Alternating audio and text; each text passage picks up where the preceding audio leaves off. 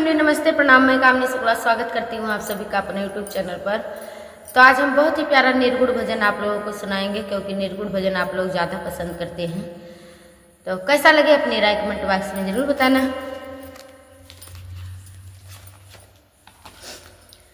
हो रसिया पहिने जामा केसरिया, रसिया पहिने जामा केसरिया, सजली बरतिया जनकपुर उतरी, सजली बरतिया जनकपुर उतरी, देखने को आए नगर बसिया पहिने जामा केसरिया, रसिया पहिने जामा केसरिया, जो सुन पावई तही उठी धावई, जो सुन पावई तही उठी धावई, दर्शन के ताई लगावई फसिया पहिने जामा केसरिया, रसिया पहिने जामा केसरिया,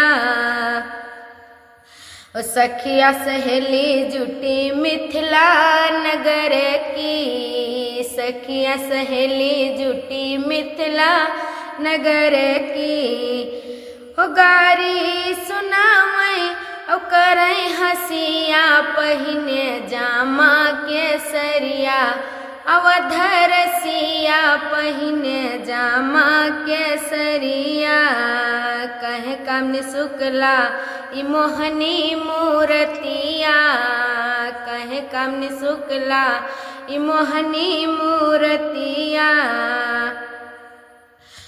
चुभी गए सुर भी नसिया नसिया पहिने जामा केसरिया, रसिया पहिने जामा केसरिया।